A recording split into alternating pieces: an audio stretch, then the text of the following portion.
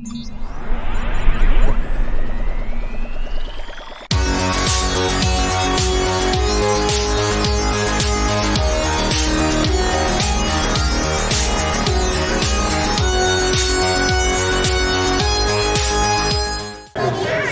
evening and welcome to the Bellefleur Tire Shop Grand Falls Rapids postgame show. A 6-5 shootout loss at the hands of the Edmundston Blizzard. So much to talk about and such little time to do it.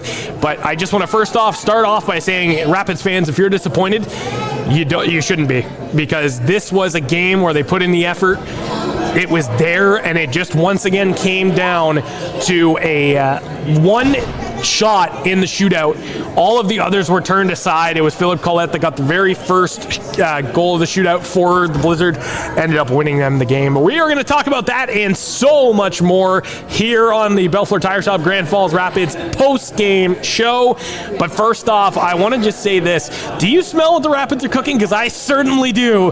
And it's a 3-game point streak. That's correct. 3 consecutive games that they are on right now.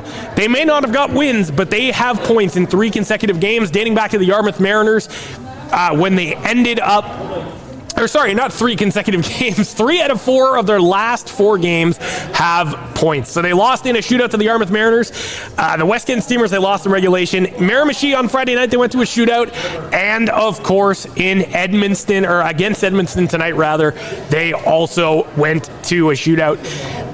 It was nothing short of an impressive game, to say the very least. Now, we're going to go with the breakdown a little bit here. So into the first period, it was not a very strong start for the Rapids. 2 minutes and 29 seconds in, Philip Collette picks up a goal off of a miscue from the Rapids, and I'll show you that as well. Back afterwards, but Plomondon takes it one way, and back to Allen. Will Allen missed on the chance, but coming in, Phil Collette cleans up the garbage and makes it 1-0 break for the game. You obviously want to try and avoid those as much as possible, but in that case, that was just an oopsie. There's nothing you could really do on that. From there, they would get 3 straight icings in a row, and you know, just because you get 3 icings doesn't make it a hat trick. And that's pretty obvious. Aside from that, there wasn't too much that happened in the first period. Edmundston jumps out to an early 1-0 lead, and it ends up just from that moment going to the first period with 1 goal and no. Second period starts. Carl Anthony Massey scores and keeps the lead at 2-0 for Edmundston. And this was one where the Rapids did not look their best going into the start of the second period. They were sloppy. Their footwork was sloppy. They had a power play, which was only 2 shots and nothing much else.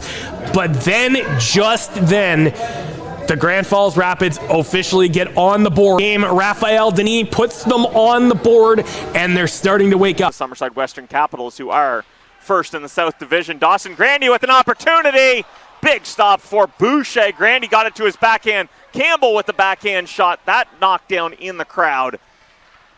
Grandy up to Morrison. Morrison shot looking to pick the far side, just inches wide. Denis down the boards. Sharp angled shot, bounces out front. Brennan puts it over, and it looks like Denis down low gets one back for. They get that energy, they have that fire, and they go into the second period with so much on their side. The momentum was there, it was ready, it was good to rock. They go into this third period, and this is where they start to really heat up and also cool off at the same time before heating back up again. It's like a volcano. You heat up, you explode, cools right off, and then it gets ready to heat up again. Jonah Lear ties the game early into the third period.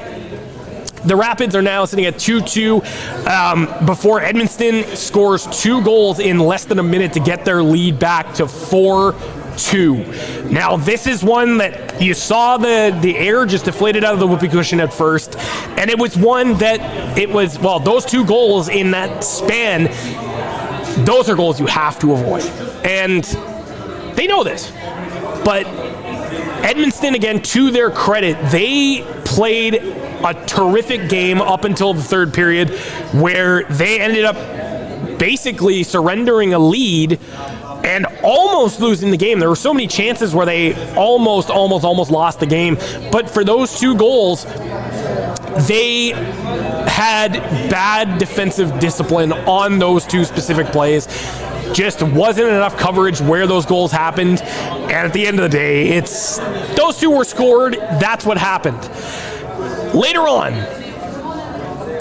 the Rapids get to an opportunity. Jeremy Dastu has a wide open net and almost makes this game 4-3. Alexis Jacques blocks it off the stick, and it stays out.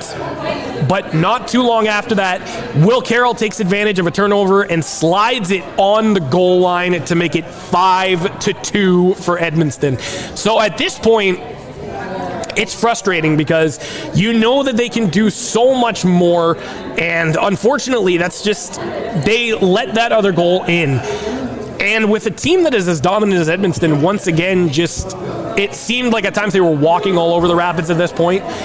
It was 5-2.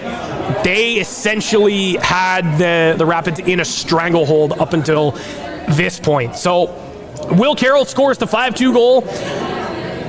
This is where it gets very interesting. Now, the Rapids would come back and score 2 goals in 1 minute and 30 seconds to make it 5-4. Now, this is where the game starts to get interesting, and this is where I mentioned the volcano effect, because they heated up at the beginning, started to cool off a little bit, but then they regained the momentum going into that second half of the third period. And this was where it started to get really chippy. So Derek Bird got his 2nd of the season on that goal, and Jonah Leard got his 10th of the season on that goal, rather. And then Derek Bird gets the goal to make it 5-4, his 2nd of the season. Jack Brown with his first point as a Grand Falls Rapid, his 5th point of the year. There is 1 minute left to go in regulation time, and everybody is freaking out. There is a chance that the Rapids can come back and win this game, and there's an opportunity for them to put the Blizzard away for basically the remainder of the game. Now, here's where it gets interesting. So I mentioned that it was not only going to be a high-scoring game, but it was also going to be a game where the physicality ramps up, the penalties stack up, and that's exactly what happened here. So in the last 2 minutes of the third period, all right, well, it really stems back to that opening 10 minutes, that second half of the third period, when Cole McWilliam takes a slashing call. There was a bunch of penalties, a big amount of slashes and trips and bench minor penalties, which that was basically what started it all, was Cole taking that slashing call. And then Derek Bird takes a tripping call. Jeremy Dastu gets a 10-minute misconduct and a game misconduct for that as well. Not exactly sure what the story was there. Gets into it, but a minute later, Jeremy Fortin takes a roughing call. Justin Hebert gets goaltender interference and roughing as well. Also a 10-minute misconduct. Jack Brown on the same play gets a 10-minute misconduct and 2 for roughing, and Adam LaCour also with a 2-minute for roughing as well. So with that said, what happened in that 10 seconds after? Well, glad you asked. Braden Campbell pulled off what was, to the almost heart attack of Grand Falls Rapids fans, the tying goal in the dying seconds with 26 seconds left to go in regulation, forces overtime for the 3rd straight game. Now, this is one of those things that I was telling you about, is that this is going to be a game where, whether or not you're cheering for Edmundston or you're cheering for Grand Falls, there were going to be a lot of goals, there was going to be some physicality, and there was going to be a nail biter. I said that it wasn't going to be a close one, but it definitely was here, and that's something to look forward to. Goes to overtime, a couple of really good chances, then it ends in a shootout. Philip Kolek gets the first shot for the Edmundston Blizzard, ends up sliding it just under the pads of Adam LaCour and puts the Blizzard up 1-0. Jonah Lear gets the first goal in the shootout for the Grand Falls Rapids and does not score. Jeremy Fortin goes up for the Blizzard, does not score. And then Caleb McDonald will get a shot for the Rapids. Had a very nice attempt, but again, was stoned cold by Boucher. Karl-Anthony Massey has a chance to win it here and get the assurance marker for Edmundston, and he does not. So it all comes down to Braden Campbell to keep this game and the shootout alive. He goes up, streaks in, has a good opportunity, and is stopped cold by Boucher once more. Simon Boucher gets the win. Grand Falls Rapids extend their point streak to 2 games, and they have 3 points in their last 4 games, courtesy of overtime / the shootout. And they go into the next game against the Summerside Western Capitals, and they are going to, I think, have some huge momentum on their side as a result of getting 3 points in those 4 games. Voice is a lot better. It's starting to go a little bit here, though. But I want to talk about the next game against the Summerside Western Capitals. They're coming in on a 12-1-2 record on the season. They've outscored their opponents 81-42, so that is the highest scoring team in the league next to the Edmundston Blizzard. They have the most goals for in the league, obviously, with 81 prior to this game. This is a rivalry that runs deep as well. Now, excuse me. Now, this rivalry as well, their historic record against Summerside Western Capitals since 2018-19, when the Rapids first came into the league and relocated from Woodstock, is 5-24. Now, that is not a very positive record here, but it is a 20% win percentage against Summerside all time. Now, that stat looks intimidating at first glance. But I want to point out, I also talked about the Rapids win percentage against the Edmundston Blizzard and how they were 11-for-31 going into this game. Who doesn't love a good underdog story? They were so close, so close to coming back and winning the game and defying those odds. Now, the same can sort of be said for Summerside, that it is entirely possible that they can come back and they can win the game if they really put their all into it. That's going to be another thing to watch for them to do it. Now, how are they going to win this game against Summerside, who is first in the East Link South Division? Well, there are 3 things that they can do. Stay disciplined. Make sure that you're not taking those dumb penalties, that you're staying disciplined, you're making sure that those moments don't happen. They can create extra room and extra scoring chances that will end up taking you on the penalty. Catch them off guard. Score the first goal. Now, we saw the game against Edmundston today. They scored a 2 minutes and 30 seconds into the game, and they ended up getting those early goals. We keep talking about it. Early goals are the killers, and early goals are going to be what stops you from coming back or stops the momentum until you regain it in the game. So preventing that, like I mentioned, is going to be a huge key to the game for them as well, and getting those shots on net. We saw in the latter half of the second period going into the third, and then the third period in the dying minutes, the Rapids were getting shots on shots on shots. They were outshot 14-3 in the first period, and they ended up coming back, and the shots were very close by the end of the game.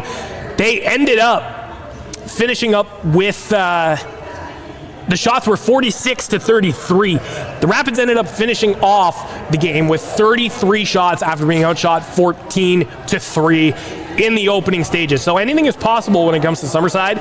Do not count the Rapids out yet. Nico Boudreau is going to be an X factor for Summerside as well. 7-1-2 with a 2.5 goals against and a .924 save percentage. We're going to talk about him a little bit as well. Coming up on the pregame when it comes to Friday. This is going to be a game where you really need to get to him early. He averages about 12 saves per game. Averages about 22 saves per game, and his average goals against per game, however, is 3 goals. So with Summerside, that's their average amount of goals that they've let up per game is 3. The average amount that the Rapids have scored per game is 3 as well. The goals that the Rapids have allowed per game is 4.23, so they do get outscored generally. But again, these are just all stats going into the game. Anything is possible up until this point. This is where the Rapids need to watch a little bit here, their penalty minutes. Prior to the game tonight, they had an average of 23.5 penalty minutes per game. Why is this an alarming thing? Because when you're going into Summerside coming up, their power play percentage sits at the top of the league at 29.7%. So you want to try and cut back on those penalties as much as you can, or it is going to kill you in the end. And that's something that you want to try and avoid when going into Summerside. I want to leave off the post-game for today with a question. And it got me thinking, this is a very interesting game. It was a very fun one, and one that was almost a heart stopper for some, I'm sure. What was your favorite moment? If you've ever attended a Grand Falls Rapids game, what was your favorite moment from the game, and what game was it? Who were they facing? Let me know in the comments below. Until then, we will see you on Friday evening for the Bellefleur Tire Shop Grand Falls Rapids pregame show when the Summerside Western Capitals roll into town to face off against the Rapids, and we're going to have a lot of post-game action there for you as well. Tyler Rains, as always. If you haven't done so already, don't forget to hit that subscribe button, hit the little bell for all future content, and don't forget to stay tuned to the Rapids Rap YouTube channel for all future content as well. With that being said, I'm going to sign off, and we'll see you next week.